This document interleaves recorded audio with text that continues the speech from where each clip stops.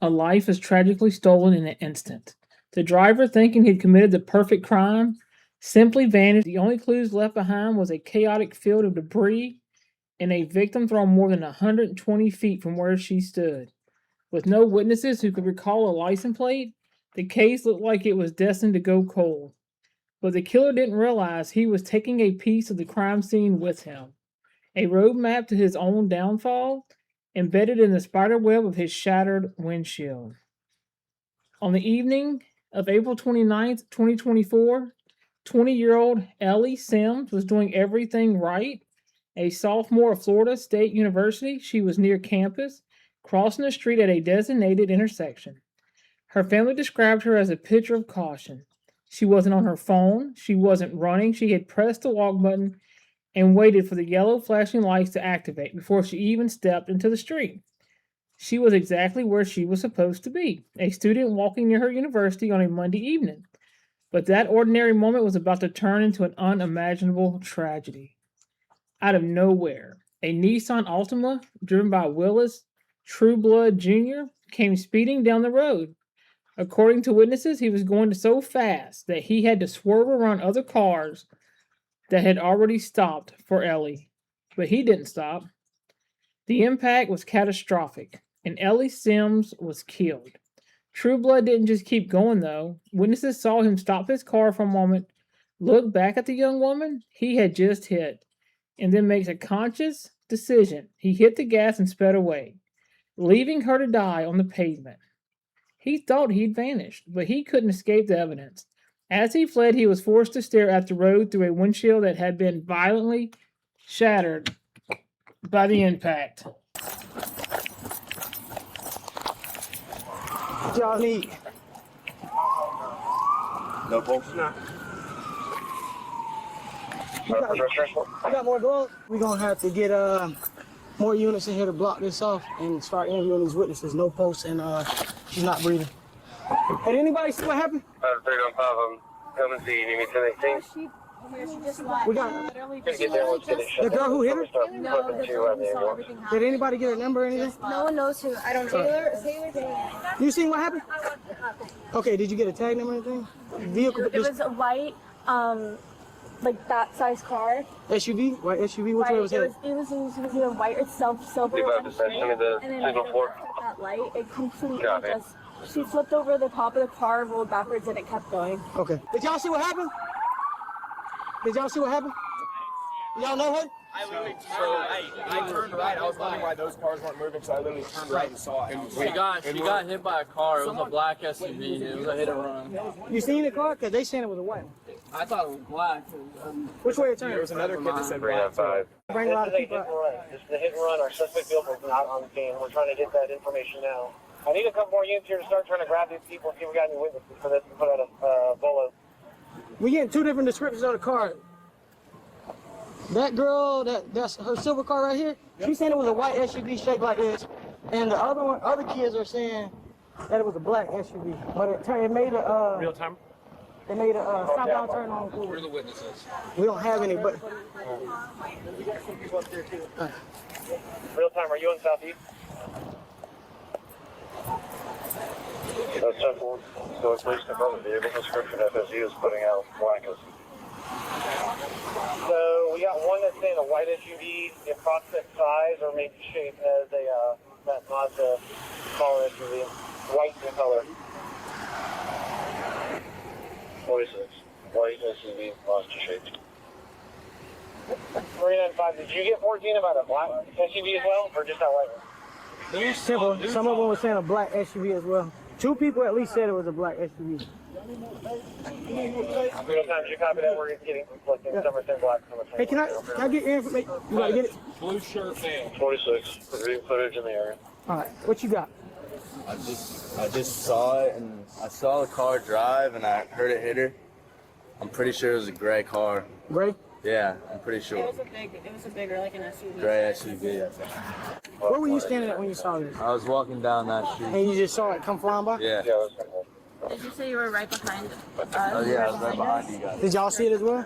It was a darker color car? Like a lighter, like a gray. Yeah, I feel like it's silver. Where were you at when you were in this Like, thing? I was sitting right there. But you see the atrium sign? The ATM sign? The sign right there. It says like atrium was a guy gonna block me at Yeah. 25. I was sitting right there because I was sitting with my dog outside. I heard it turn around, I saw it in the air and land. Okay. And then she rolled kind of. And then the car stopped, like almost like slowed down, then yelled, oh shit. And then kept going, and I didn't get to see the whole car. It's a black car with a silver on the back of the Careful, hold off, because I got a primary witness. And she's saying it's a black car. It's not an SUV. Give me 1 second, I'll give you more. the ground and roll down. So you were standing there, I'm sitting right there where that guy is on the phone. and you saw. And I heard it, so I turned. Sorry. Go ahead, put all cameras to the bullet. So you saw a black sedan, right? Yeah, black car sedan. Older, not super new, but not old. Yeah, they saying they waiting on me to get the description. Black sedan. Black sedan, not new, not old. The windows were down because he yelled, oh Not new or old. not super new, not new by any means, but not like 2005. I would say like a 2010 to 15 something. Like it wasn't new. Silver or gold, I don't know what it is. It looked like it was built into the car, like about this big, like on the back of the trunk. Yeah, the trunk. Like it was like it came with the car almost. Like a silver or. Like a silver or gold like metal thing that was built on the. I wish I got the kind of car it was. I'm sorry. It's okay. But I just ran over. Silver or gold, like a plate or something on the back of the trunk. Above the license plate. Okay.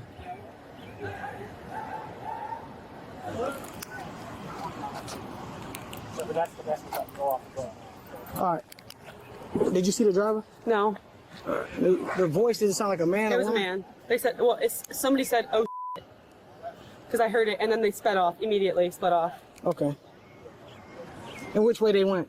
that way, straight. They went straight. They went straight over the intersection. They didn't go this way. I looked and saw they were going too fast to turn because I was looking because when I came out here and they instantly sped off and they were going like too fast to turn. Investigators at the scene had a difficult task ahead of them. They canvassed the area for surveillance cameras, but many were broken or didn't have unusable recordings. They did, however, find video from a nearby building that captured the suspect's car just before the crash. Within just 2 hours, officers had identified and located a Nissan Altima with obvious and extensive front-end damage. But the biggest break didn't come from a high-tech lab. It came from the driver himself. In the short time after the crash, Willis Trueblood Jr. drove home and told his mother what happened. She instructed him to call the police and turn himself in, which he did.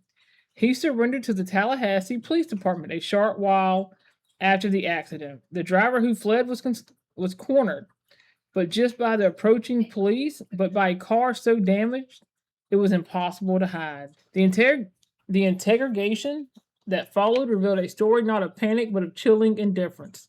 His words and his lack of them paint a clear picture for investigators of what truly happened that night. Before we get to that, if you get value from seeing how justice is served in cases like this, take a moment to subscribe to my channel. In the interrogation room, Willis Trueblood Jr. began to tell his story. He claimed he panicked, that he was scared, and that the person had just come out of nowhere. But his behavior told a completely different tale. Throughout the entire questioning, he never once asked about Ellie. He never asked if she was okay, who she was, or what had happened to her. Detectives were met with one-word answers from a young man who just seemed tired and bothered by their questions. There was no remorse in his voice. This cold detachment was a stark contrast to witness statements, one of whom heard him say, "Oh, crap," before speeding off, proving he knew exactly what he'd done. Even while he claimed to be in a panic, he had the presence of mind to make a post on Instagram after the hit and run. It's Trueblood, correct? It's Willis. I said it right. Again, my name's Detective Adams. You can call me Rob if you want. It's easier. Is it okay if I call you Willis? This is Detective Bullock. And Josh Bullock. You can call him Josh. You know why we're all here, correct?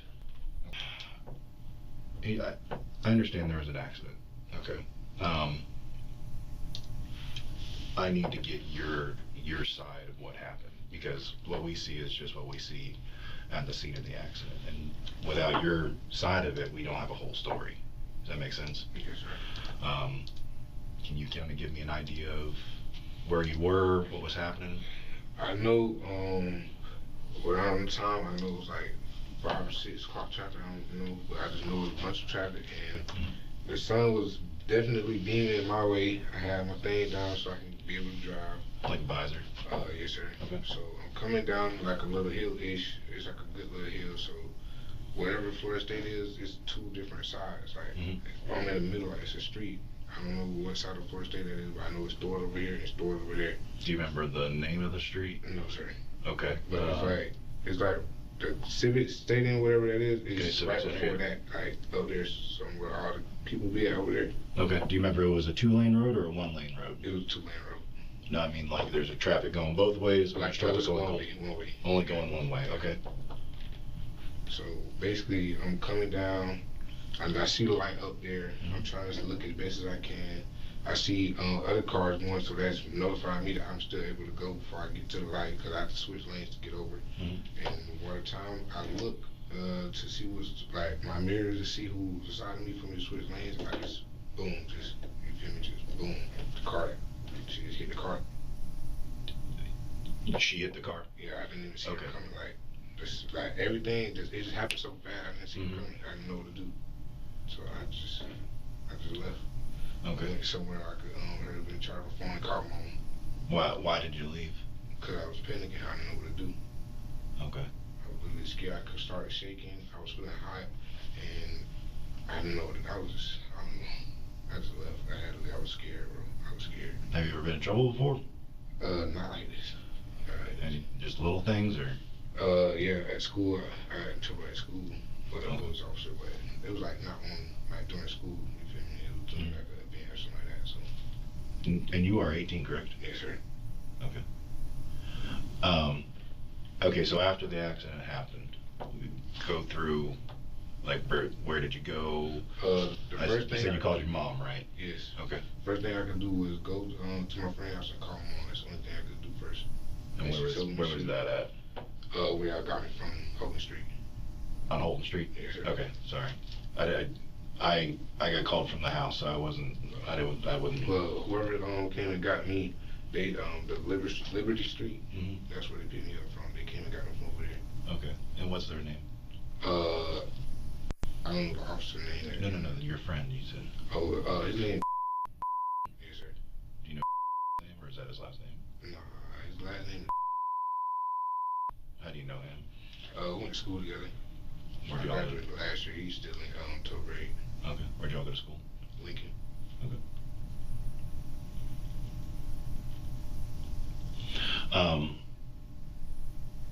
About how long after you went to the house? You said you called mom? I went there instantly and called mom instantly. You called mom from Yes. Does your phone not work without like Wi-Fi or?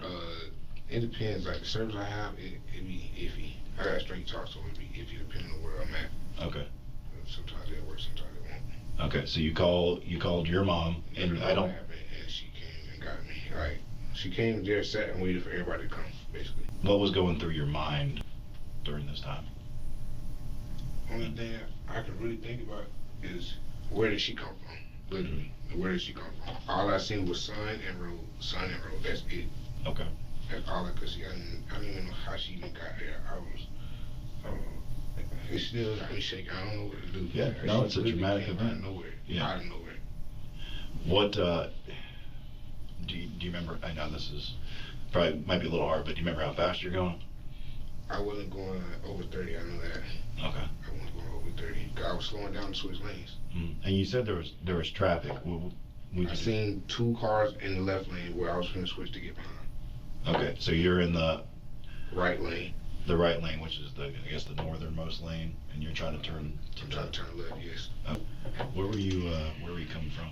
From my house, right away. Okay. Just out of curiosity, what were you gonna do there? We were literally just gonna chill, play the game, Xbox. Play some Xbox, okay.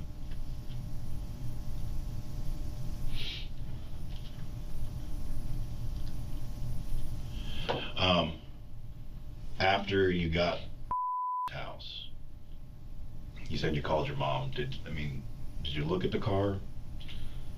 I was, like I said, I was stuck on where did she come from. I was panicking. I didn't even look at the car. Until they came and got me, that's when I actually had a chance to actually look at the car and see what happened. Okay. I was shaking. I couldn't do nothing. I started throwing up. It was everything. I couldn't do it. Was like the windshield cracked or anything, or? Yeah, the windshield was cracked. Okay. The windshield was cracked, and like it had a dent in the front of the car, like the front of the car had on the driver's side or the actual, passenger side? The actual hood of the car. So like right in the middle of the. Yeah. Okay. Again, sorry, I came here. I didn't go to the area where you were, so I didn't see anything.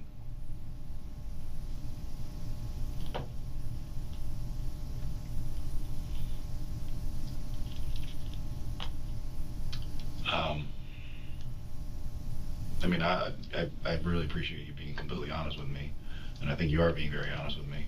I know you said you didn't see where she was coming from. Do you remember? You were talking about a light. Was it like a traffic light that you were at? It was a traffic light. I was going to.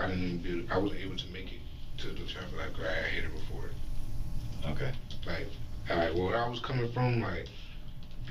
Florida State has a little signs that saying people walking and stuff. There was no sign there by like where she was at. That's why I said I don't understand. So like there's one that's got a little pedestrian bridge over it. It's past that. Be flashing like the little sign they have on the sidewalks in College Town. Yeah. They be flashing like the amber signs, the yellow signs. Yeah. It was past that. I just passed that, and then once I got like a little bit further up, and there's a light up there. That's where I seen her at, like when she. Is it the light right there by CVS? No, there's no CVS over there. It's like I don't know the roads, but the way I was coming from, you can see it's a little bit of stores like or whatever that is they got on each side of it. And you coming up and you're going towards the like stadium. Okay. So basically, if you would have kept going straight, you would have seen the stadium right in front of you. Yeah, and you turn left, and that's where you back at the road again or whatever. Okay. Just because, you said, I know you talked about your phone not really having any kind of service or it's sporadic, so it works sometimes. Oh, it's on. Yeah, it works. It's just certain times it'll be in and off. It says no service up there at the top of the screen. Were you looking at your phone or anything like that at the time? I didn't even know. That's what I'm saying. I had to go to my friend's house for me to call down and look for my phone to do anything. Yeah. Because I didn't even know what happened. I was confused. All I know was my windshield messed up. I know I hit somebody, and I just messed up. That's it. Yeah. That's all I could do. I couldn't do nothing. All I know, my mom telling me is calm down, drink some water, calm down, drink some water. That's all I could do. I was too shocked. I don't even know where my phone was at the moment. I think, as a matter of fact, I believe he either brought it in to me or was still looking for it. I don't even know. Okay.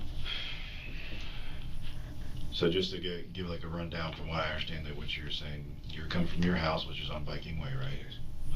Headed towards house, which is off of Holden Liberty Street area, or Vans, sorry, to play some Xbox. So you're headed down what I assume to be Pensacola Street. No, it was Tennessee Street. I know that for sure. Tennessee? When I was coming out, it was Tennessee Street because, like, you know how passing TMH and you go up to that light? I turned right and I went down. That's how I got into Florida State. Actually, got into Florida State Tennessee line. Tennessee, past, like Leon. Yeah. Going all the way down that way. Okay. And then I made like I want to say a left, and that's how I got around the Florida State area. Do you remember driving like? Do you remember the big Holiday Inn, or it's like a round Sheridan hotel, real tall hotel? Over there by the Sonic and stuff. Yeah, there's a gas station somewhere right there. It was. So did you come down? But it was over there that way, but it was before that. But you remember being on Tennessee Street? Yes. Okay. Then did you turn down Macomb? Does that sound right? Macomb or Railroad?